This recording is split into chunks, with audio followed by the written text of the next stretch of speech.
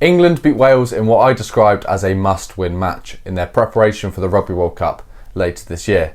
England come away with the win by 2 points at Twickenham in what was a very close and tightly fought affair. As you can see at half-time, it was only 6-0 to England. England were trailing with 15 minutes to go by 8 points and were down to 12 men. So one positive is they did show some resilience and real grit and fight back to win the game. Potentially a lost opportunity for Wales, having not been able to close the game out with a few man advantage and an 8-point lead.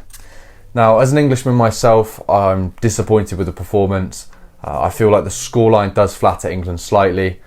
Many of the comments in the last video suggested Wales would win in the sort of last quarter, and it looked like that was going to be the case. It was only a late fight back from England that turned the tide in their favour. Now, this game, I was really hoping England would learn from the mistakes of the last game. In my last video, I potentially didn't give Wales enough credit for their performance in Cardiff last weekend, and I will try to do that in this video, as the Welsh defence was superb, especially in that first half, and kept England to only 2 penalties and 0 tries in the first half. Now, going back to what I was saying, England really didn't capitalise on their opportunities in the first half. It was exactly the same as the game in Cardiff the week before. Many handling errors spoiling great attacking opportunities in the Welsh half and in the Welsh 22. Now, these were also forced by some great tackling by Dan Lydiate and many of the forward pack. Brilliant defensive display by Wales, but I do think there's many opportunities in which England could have capitalised on if they were all on the same page. Now, I believe the handling errors was in the double figures, which is very worrying for England, as that would have been the key thing they worked on in training and still haven't been able to improve going into the game. Now, the lack of cohesion is something that I mentioned about England, and that has once again prevailed in this game. No players seem to be on the same page. You've got passes going to floor, passes going behind players, Farrell calling certain moves where he is the miss man, and then the next person drops it because he didn't realise what was happening. Everyone looks like they're trying to play their own game. Now, if we play any top sort of 5 team in the world, and we'll find that against Ireland next weekend, we'll simply get pulled apart. Now, talk a little bit more about Wales. As I said, their defensive work was superb, getting some really nice turnovers as England look to be progressing up the field, and really made it tough for England to try and get a foothold in the game. Now, I think Wales could have easily kicked on and scored a lot more points, especially in the first half, if their line-out errors were reduced. Wales, I believe, had 5 missed line-outs, which really let the pressure off England and gave England some respite and the ability to transition to their attack, whereas Wales would go from great attacking opportunity to then back in their own half, based upon a missed line-out, an overthrow or a knock-on at the line-out. So that's something Wales could definitely shore up on, which would give them a much better chance of winning a game. If you lose 5 line-outs in a game, it's not looking too favourable in your favour. So look, Wales, it's an easy fix really for Wales, considering some of the line-out operators they do have, and Adam Beard, they can definitely link up better. Dowie Lake was potentially a reason for this, as his line-outs weren't too bad at the start of the game. And I mean, I think he missed a couple, but he then came off injured. So maybe Dowie Lake and the line-out callers were starting to gel in the game just before he came off with what looks like quite a bad injury. And as we say, I hope he's all good for the World Cup and gets the opportunity to go to France. Now, the discipline for England was also a big issue. I felt the Welsh were really capitalising on some forced errors, but also some unforced errors from England. Both teams exchanging scrum penalties. Ellis Genge actually got a yellow card for a scrum penalty, and Wales, I think they were also guilty of a scrum penalty, and I think they must have got a yellow card off that as well. So look, the referee was very hot on giving yellow cards. As we can see, 6 cards in total, which I'll delve into a little bit more. Now, Henry Arundel, I think, was the first yellow card. A quick tap and go from the Welsh, and he just lost his mind completely and tackled the attacking player, which I think was Liam Williams. Stupid yellow card, but definitely a yellow card. Another yellow card was Tommy Raphael for Wales. The referee gave a yellow card warning before the half-time whistle, and straight after half-time he was the first person to give away a penalty, so the ref sort of remembered what was happening at the end of the half and applied it to the start of the first half. You don't see this off many referees, and is relatively inconsistent amongst all referees, so I was surprised to see Tommy Raphael get sent off. Ellis Genge was the next yellow card, I believe. He came on, one of the first substitutes, I think, for England. He came on, dropped the scrum, got penalised, straight yellow card. Like, I couldn't believe it when it happened. Wales weren't in a particularly dangerous attacking position. It wasn't cynical. I think it was his first penalty since he came on, but because it was a repeat infringement from the scrum, he was sent to the sin bin. Freddie Stewart, this was definitely a yellow card, and this was also the Welsh penalty try, which is one of their 2 tries in the game. Freddie Stewart was going up for a high ball, sort of lost sight of it, and then took Josh Adams out in the air. Yellow card penalty try, no disagreements with that, fair enough to the ref with that one. Very decisive, got to the correct decision in the end, with some help from Andrew Brace, his touch judge. And Adam Beard, I think this was another repeat infringement penalty against Wales, and England were in the Welsh 22. And now this is the big talking point, the Owen Farrell red card. Now, as an Owen Farrell supporter, one that watches him week in, week out for Saracens, I have no disagreements with this being a red card.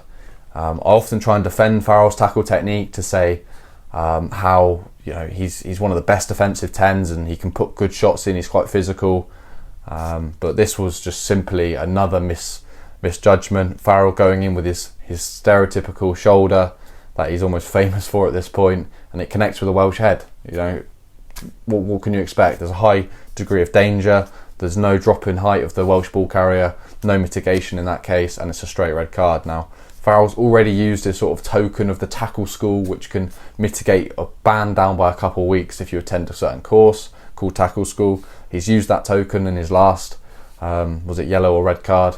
So look, he can't do that again. So maybe we are looking at a lengthy ban for Farrell, and maybe missing out on the opening matches of the World Cup, which in terms of Steve Borthwick's preparations will be a hammer blow. Now, as I say, no disagreements with that, but I'm very disappointed. I would have thought Farrell, after all of these years, all of these fans taking the mick and just general banter within the team about his tackle technique, you'd expect him to sort of get a grip and sort it out. But when people ask me why he does it, I often revert back to he's a northern lad. He grew up in the north playing rugby league, which is a lot of stand-up right tackling, a lot of big hits from a relatively high body position. So maybe he's simply just not changed his ways over the years, but that's a very weak argument when you consider he's been playing rugby union for 10 years plus. So look, he's got to do better than that. Now, in terms of the result, England will take a win 100%. No disagreements with English fans being potentially relieved to get that over the line, but I really hope in Steve Borthwick's eyes the scoreline doesn't sugarcoat what was a very poor performance.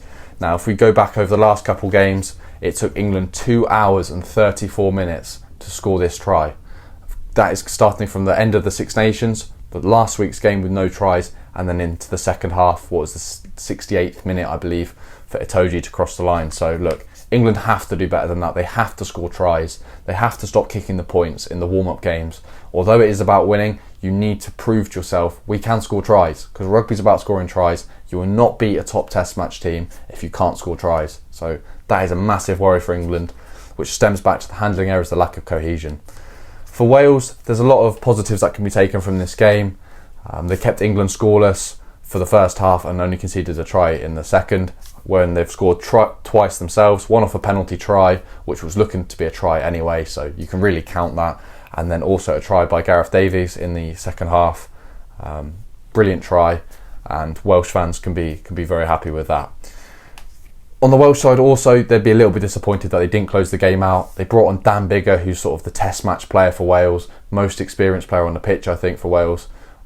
Brilliant boot. You'd have thought with an 8-point advantage and a 3-man advantage, they would have closed the game out. So that's disappointing for Wales. Now on both sides there was injury worries which are gonna last into the World Cup, with Jack Van Poortvliet for England going off with look like a serious ankle injury. I'm no doctor myself, but I would predict that is a lengthy time out for Van Poortvliet, as it did look quite bad and quite nasty. So look, it looks like Alex Mitchell will get called in for England into the World Cup squad, which I never like to say this about injured players, but I do believe it will be a blessing in disguise. One of my main problems with the English attack is the lack of speed and pace at the breakdown. That ball staying in the ruck way too long. Welsh defence can organise, get their Tommy Raffels, Dan Lydiards and Plumtrees straight in that line and getting their line speed. So the ball has to be away quicker, and the solution to that is Alex Mitchell. Ben Youngs turns like a double-decker bus, is simply not quick enough to get that ball away and offer some fast, zippy ball for the backs. This is not a knock against Ben Youngs. He's been an incredible player over his tenure in the England shirt, but look, Jack Van Poortvliet as well, just too slow, simply too slow. So simple errors cost Wales the game, and England failed to capitalise on some really important attacking opportunities, and it came down to a nitty-gritty classic England-Wales game to edge out a win via the boot with George Ford with what was about 5 minutes remaining. So both teams can take positives out of the game, but England mainly will be very disappointed with their performance. A couple of players in the post-match interviews were saying how they were happy in the group spirit and all of this. Look, I can understand that, you want to win, but England ultimately, if they want to go anywhere in the World Cup, anywhere past the group stage and quarter-final, they really have to do a lot better than that and really learn from it. So I predicted England to win by 10 points. The bookies had England by 13 and England won by 2 points in what was a potentially undeserved win with very poor performance all over the park. So look, a lot to learn from England and a lot of learnings from Wales, despite positives for both teams. Let me know what you thought of the game in the comment section down below, and I'll make sure to get back to everyone who leaves a comment. A lot of the Welsh comments were saying how they think Wales will come on strong in the last 20 minutes. It looked like it was going to happen, but a late fight back for England won them the game. So yeah, thank you very much for watching, and I'll see you in the next one.